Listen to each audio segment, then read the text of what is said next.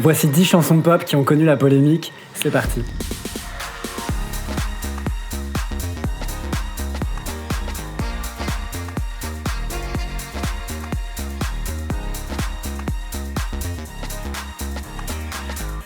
Bonjour à tous, j'espère que vous allez bien, c'est un plaisir de vous retrouver sur Popslay. Aujourd'hui on va parler de ces chansons pop qui ont créé la polémique, soit par leurs paroles, soit par leurs clips, parfois les deux. C'est évidemment une liste non exhaustive, donc n'hésitez pas à débattre en commentaire, on y va. Numéro 10, Rita Ora avec Charli XCX, Bebe Rexha et Cardi B sur Girls. Un quatuor qui sur le papier annonçait du lourd, mais vous allez voir que le grand public est vite passé à côté de la chanson. À cette période, les fans de Rita Ora attendent sagement son deuxième album, qui a été repoussé à de multiples reprises. Pour marquer court, Rita Ora revient avec 3 artistes de renom, Charli XCX, Bebe Rexha et surtout Cardi B qui est la plus bankable des 4. On peut aussi noter que Mo était sur la démo de la chanson, écoutez.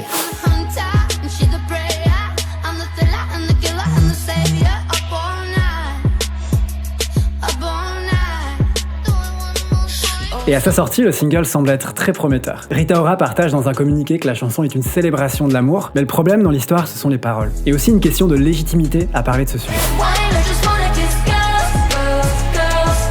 Sur ce passage, on peut alors comprendre qu'elles boivent du vin et qu'elles ont juste envie de s'amuser en embrassant des femmes. Ce qui sous-entend aussi qu'elles flirtent avec des femmes seulement quand elles ont bu. Et c'est ici qu'on commence à frôler le stéréotype et rapidement, Rita Ora va être pointée du doigt. Je pense notamment à Ellie Kyoko, actrice activiste pour les droits de la communauté LGBT+, mais aussi à Kehlani. Les deux artistes étaient alors exprimés sur Twitter pour dire que les paroles étaient blessantes et qu'elles exploitaient la bisexualité. Rita Ora s'exprimera plus tard pour dire qu'elle n'avait jamais eu l'intention de blesser qui que ce soit. Quant à Charli XCX, elle s'expliquera aussi en disant qu'elle avait envie de passer à autre chose et que toutes ont appris de leur expérience. Quoi qu'il en soit, Girls fera un passage éclair dans les charts du monde entier. Ce dernier aura beaucoup de mal à atteindre le top 50 des marchés principaux et malheureusement le clip sorti en juin 2018 ne sera pas suffisant pour relancer les performances de la chanson dans les charts. Numéro 9, Miley Cyrus avec We Can't Stop. En 2013, Miley Cyrus revient avec le premier single de Bangers. Le premier titre qui est choisi, c'est We Can't Stop, produit par qui décrira d'ailleurs cette chanson comme une version plus mature de Party in the USA. C'est d'ailleurs de cette manière qu'il va la proposer à Rihanna, avant que celle-ci n'opte pour Pour It Up, qui figure sur son album Unapologetic. Personnellement, We Can't Stop est une de mes chansons préférées de Miley Cyrus.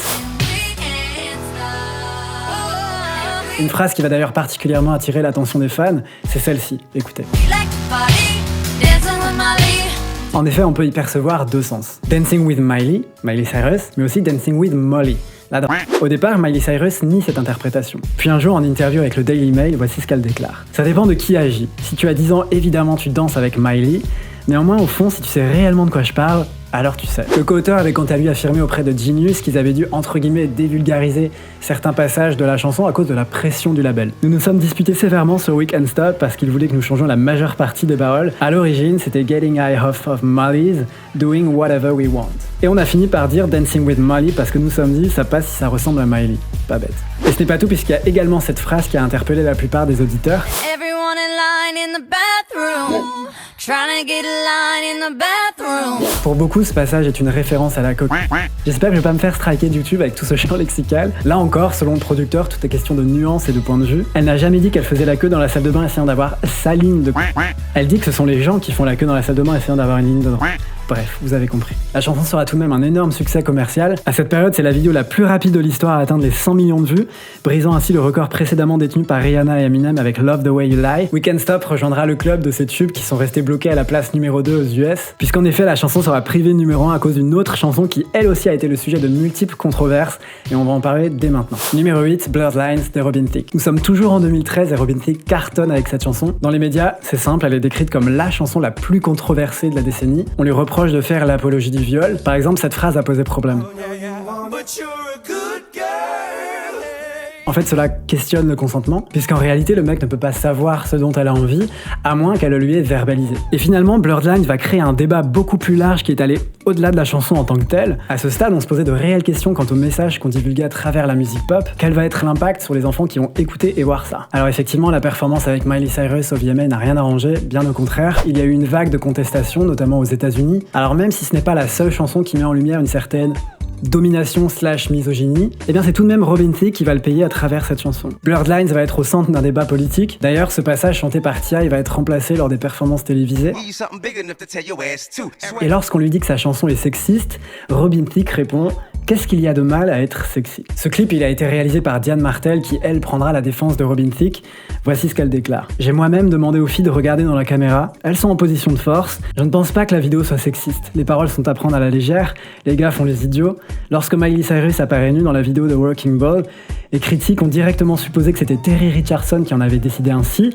Mais dans le cas de Blurred Lines, la responsabilité de la vidéo revient à Robin Thicke et non à moi. Et ce n'est pas normal. Blurred Lines se retrouvera également dans la sauce pour une lourde affaire de plagiat. Cependant, comme je vous disais, la chanson sera un énorme succès dans le monde. Numéro 1 pendant 12 semaines aux USA avec plus de 6 millions d'exemplaires vendus sur le territoire. Numéro 1 en France pendant 6 semaines non consécutives. Numéro 1 en Espagne, au Royaume-Uni, en Suisse, au Portugal, au Canada, en Australie. Toutefois, ce sera le dernier succès de Robin Thicke puisque l'ère suivante va totalement passer inaperçue. Numéro 7, Britney Spears avec If You Seek Amy. If You Seek Amy figure sur l'album Circus et sort début 2009 en tant que 3e single officiel de l'album. La chanson est produite en partie par Max Martin à qui on doit son premier tube, Baby One More Time. Et à la première écoute, If You Seek Amy semble juste être un nouveau bop servi par Britney Spears.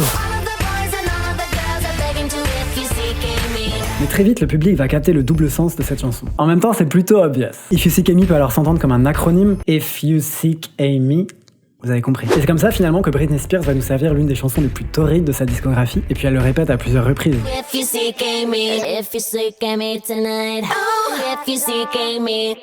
Cela va donc créer la polémique aux US, si bien que des associations de parents ont demandé à ce que la chanson ne passe plus en radio. Pour contrer la censure, l'équipe de Britney Spears envoie donc cette version edit appelée If You See Amy. Écoutez.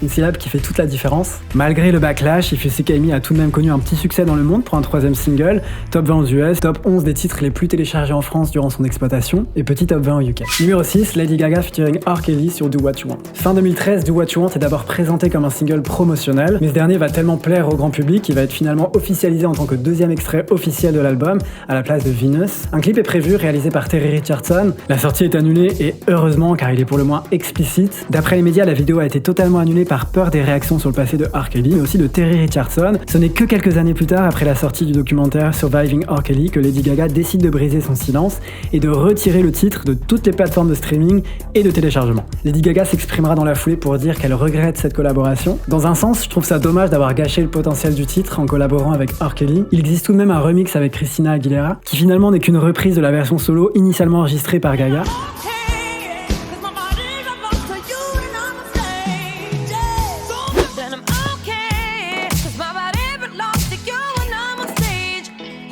En effet, la chanson existait bien avant R. Kelly puisque Lady Gaga n'avait pas forcément l'artiste en tête lorsqu'elle l'a écrite. La version avec Christina Aguilera sort donc début 2014 et prend alors une dimension female empowerment en réponse aux critiques et aux haters. La série de backlash dont Gaga a fait l'objet va avoir de lourdes conséquences sur la promotion de cet album, mais comme vous le savez, elle saura se relever par la suite. Avant de passer à la deuxième partie de cette vidéo, n'oubliez pas de vous abonner à ma chaîne, ça vous prend un petit clic et moi ça m'aide de ouf dans l'avenir de cette chaîne. Numéro 5, Justin Bieber avec What Do You Mean. En 2015, Justin Bieber vit la consécration avec son album Purpose. Le premier single de l'album, c'est What Do You Mean, énorme succès dans le monde, mais le titre va tout de même faire parler de lui pour ses paroles jugées problématiques. En effet, la chanson va elle aussi lancer un débat autour du consentement. Pour l'actrice Lena Dunham, les paroles entretiennent la culture du viol. Et si on arrêtait les chansons de pop où une fille fait oui de la tête, mais qui au fond pense le contraire?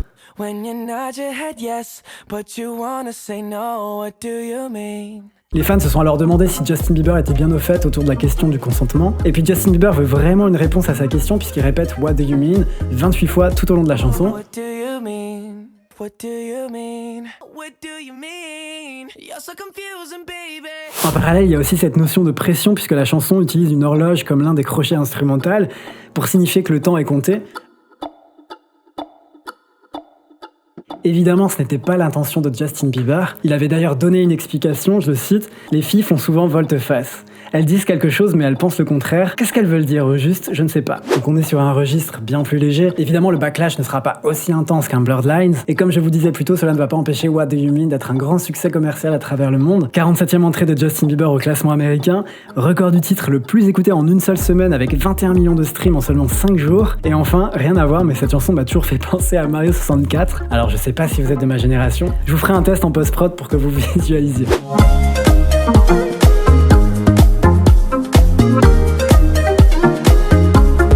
Numéro 4, Christina Aguilera avec Dirty. 2022 marquera le 20e anniversaire de l'album Stripped de Christina Aguilera. Un album qui a marqué un tournant dans sa carrière et qui a redéfini son image. À l'époque, elle est âgée de 21-22 ans et elle sort Dirty, le lead single de Stripped.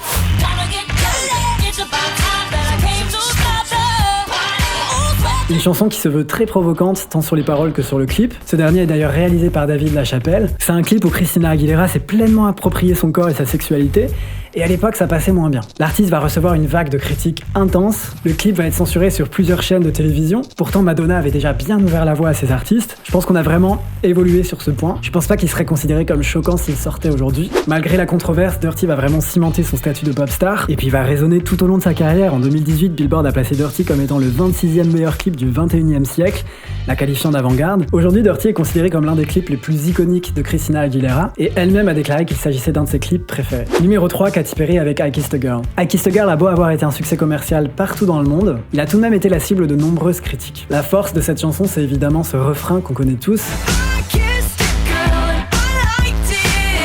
Et il y a deux choses qui vont être reprochées à Katy Perry. Elle va tout d'abord être accusée de queerbaiting, c'est-à-dire d'essayer de séduire le public queer via une œuvre fictive basée sur des symboles non hétéros. Et c'est vrai que les accusations de queerbaiting sont parfois complexes puisqu'elles questionnent la légitimité de l'artiste. La deuxième chose qui va lui être reprochée, c'est de parler du fait d'embrasser une fille, mais de finalement ne pas le faire dans le clip, comme si cela était dangereux ou interdit. Beth Ditto avait d'ailleurs déclaré que les paroles étaient très offensantes pour la communauté LGBTQIA+, en disant que Katy Perry avait fait un hymne pour ces filles qui prétendent être gays juste pour exciter les hommes. Encore une fois, cette chanson date d'il y a 10 ans. Beaucoup de choses ont changé depuis. On parlait pas autant de bisexualité ou de fluidité. Katy Perry elle-même en est consciente puisqu'elle déclare à Glamour en 2018 « Si je devais réécrire la chanson, je ferais probablement un edit dessus au niveau des paroles.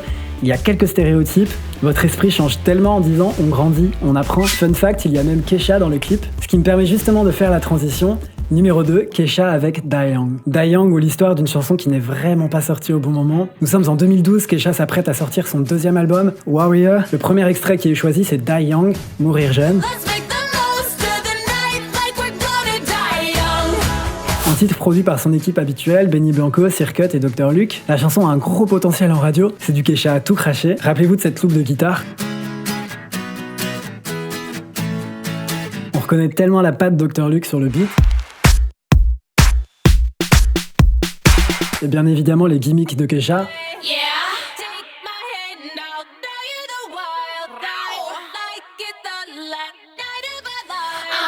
Et puis ses synthés très pop.